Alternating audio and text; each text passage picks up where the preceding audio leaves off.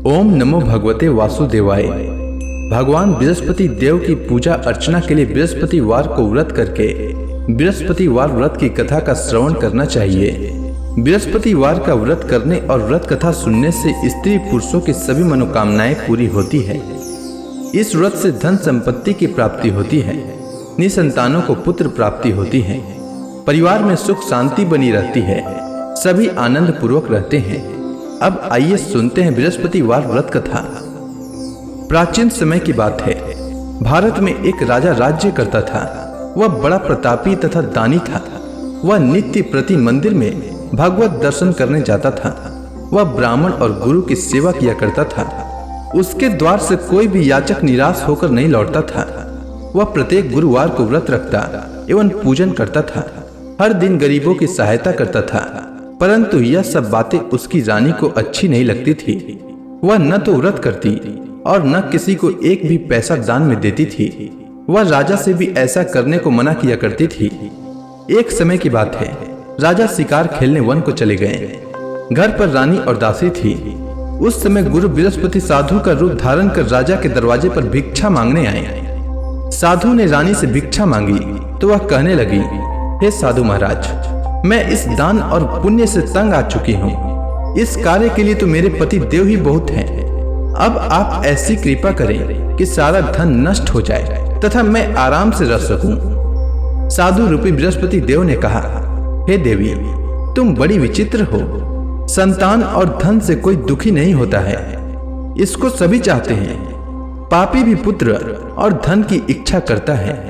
अगर तुम्हारे पास धन अधिक है तो भूखे मनुष्यों को भोजन कराओ, प्याऊ लगाओ, ब्राह्मणों को दान दो, धर्मशालाएं बनवाओ, कुआं, तालाब, बावड़ी, बाग, बगीचे आदि का निर्माण कराओ तथा निर्धनों की कुंवारी कन्याओं का विवाह कराओ, साथ ही यज्ञ आदि करो। इस प्रकार के कर्मों से आपके कुल का और आपका नाम परलोक में सार्थक होगा एवं स्वर्ग की प्राप्ति होगी।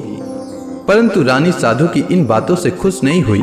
उसने कहा, हे साधु महाराज, मुझे ऐसे धन की आवश्यकता नहीं जिसको मैं अन्य लोगों को दान दूं तथा जिसको रखने और संभालने में ही मेरा सारा समय नष्ट हो जाए। साधु ने कहा, हे देवी, यदि तुम्हारी ऐसी इच्छा है तो जैसा मैं तुम्हें बताता हूँ तुम वैसा ही करना। बृहस्पतिवार के दिन घर को गोबर से लिपना, अपने केसों को पीली मिट्टी से धोना, केसों को धोते समय स्नान करना, राजा से कहना वह हजामत करवाए, भोजन में मांस मदिरा खाना, कपड़ा धोबी के यहाँ धुलने देना। इस प्रकार 7 बृहस्पतिवार करने से तुम्हारा धन नष्ट हो जाएगा। यह कहकर साधु महाराज रूपी बृहस्पति देव अंतर ध्यान हो गए। रानी ने साधु के कहने के अनुसार 7 बृहस्पतिवार तक वैसा ही करने का विचार किया। साधु के बताए अनुसार कार्य करते हुए केवल 3 बृहस्पतिवार ही बीते थे कि उसकी समस्त धन संपत्ति नष्ट हो गई। भोजन के लिए दोनों समय परिवार तरसने लगा तथा सांसारिक भोगों से दुखी रहने लगा।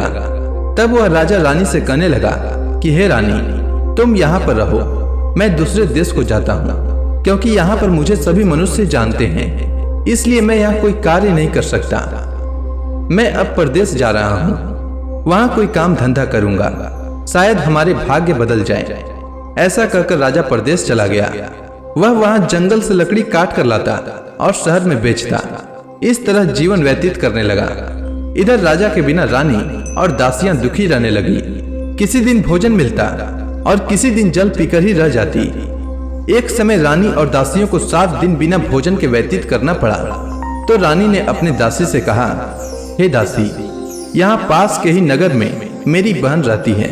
वह बड़ी धनवान है, तू उसके पास जा और वहां से 5 सेर बेझर मांग कर ले आ, जिससे कुछ समय के लिए गुजर हो जाए। दासी रानी की बहन के पास गई। रानी की बहन उस समय पूजा कर रही थी। बृहस्पतिवार का दिन था।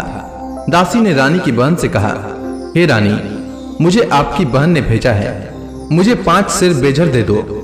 दासी ने यह बात अनेक बार कही, परंतु रानी की बहन ने कोई उत्तर नहीं दिया, क्योंकि वह उस समय बृहस्पतिवार की कथा सुन रही थी। जब दासी को रानी की बहन से कोई उत्तर नहीं मिला तो वह बहुत दुखी हुई। उसे क्रोध भी आया। वह लौटकर रानी से बोली, हे रानी, आपकी बहन बहुत ही धनी स्त्री है। वह छोटे लोगों से बात भी नहीं करती। मैंने उससे कहा तो उसने कोई उत्तर नहीं दिया। मैं वापस चली आई। रानी बोली, हे दासी, इसमें उसका कोई दोष नहीं है। जब बुरे दिन आते हैं तब कोई सहारा नहीं देता। अच्छे बुरे का पता विपत्ति में ही लगता है। जो ईश्वर की इच्छा होगी वही होगा। यह सब हमारे भाग्य का दोष है।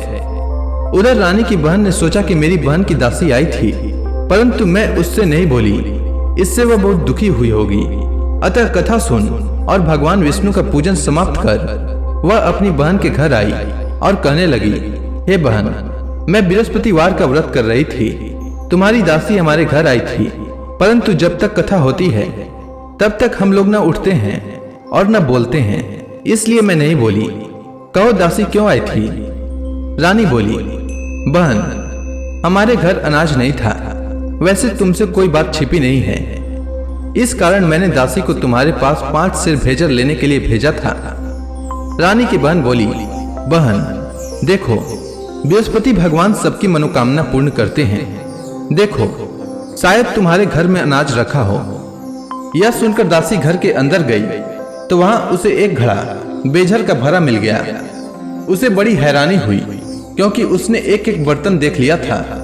उसने बाहर आकर रानी को बताया।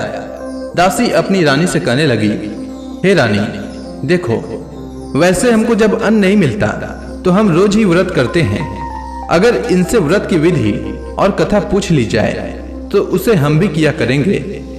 दासी के कहने पर रानी ने अपनी बहन से बृहस्पतिवार व्रत के बारे में पूछा।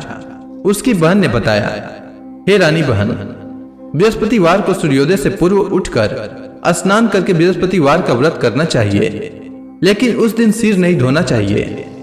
बृहस्पतिवार के व्रत में चने की दाल और मुनक्का से विष्णु भगवान का केले के वृक्ष की जड़ में पूजन करें तथा दीपक जलाएं। उस दिन एक ही समय भोजन करें। भोजन पीले खाद्य पदार्थ का करें तथा कथा सुने।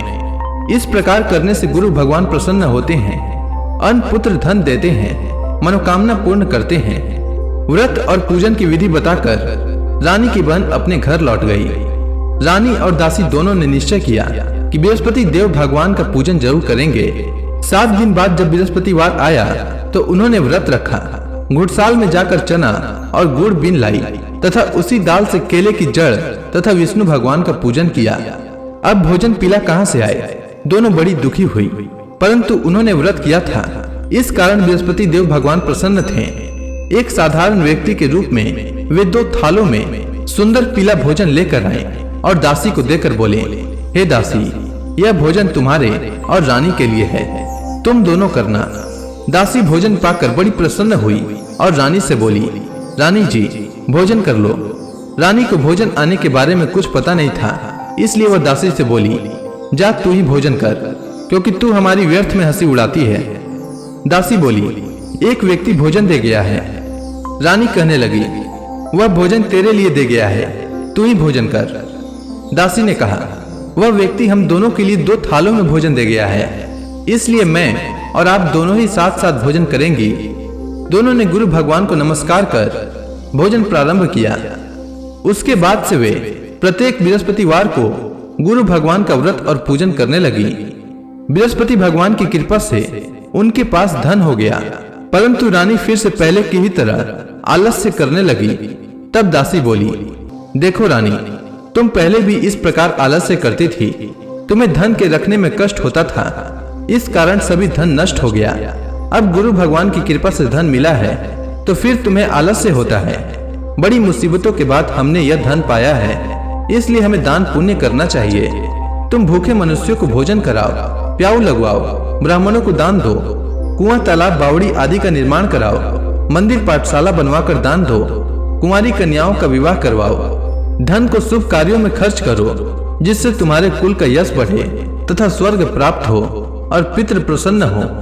दासी की बात मानकर रानी ने इसी प्रकार के कर्म करने प्रारंभ किए, जिससे उनका काफी यश फैलने लगा। एक दिन रानी और दासी आपस में विचार करने लगी कि न जाने राजा किस दशा में होंगे, उनकी कोई खोज खबर नहीं है। गुरु भगवान से उन्होंने प्रार्थना की और भगवान ने रात्रि में राजा को स्वप्न में कहा, हे राजा, उठ, तेरी रानी तुझको याद करती है, अब अपने देश को लौट जा। राजा प्रातः काल उठकर जंगल से लकड़ियां काट कर लाने के लिए जंगल की ओर चल पड़ा। जंगल से गुजरते ही वह सोचने लगा, रानी की गलती से उसे कितने दुख भोगने पड़े। राजपाट छोड़कर उसे जंगल में आकर रहना पड़ा। जंगल से लकड़ियां काटकर उन्हें बेचकर गुजारा करना पड़ा। उसी समय उस जंगल में बृहस्पति देव एक साधु का रूप धारण कर आए और राजा के पास आकर बोले, हे लकड़हारे, तुम इस सुनसान जंगल में किस चिंता में बैठे हो, मुझे बतलाओ।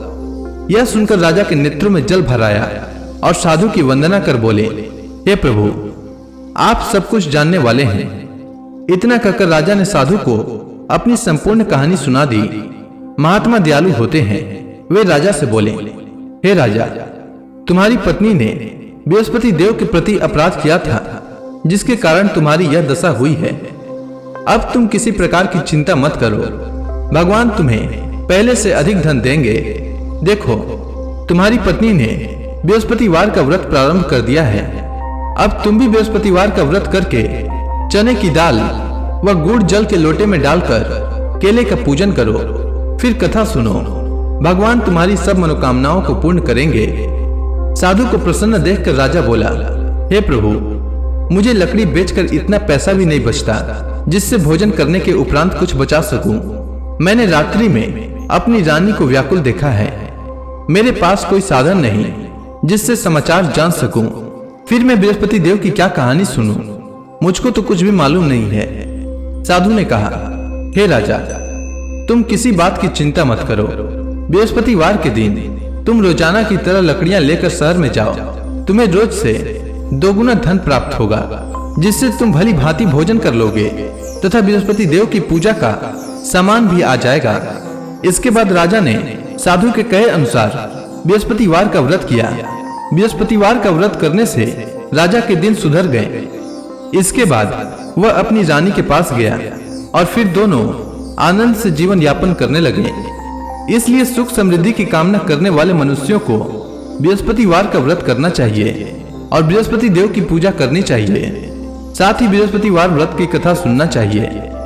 तो प्रेम से बोलिए विष्णु भगवान की जय, बृहस्पति देव की जय, समस्त देवी देवताओं की जय।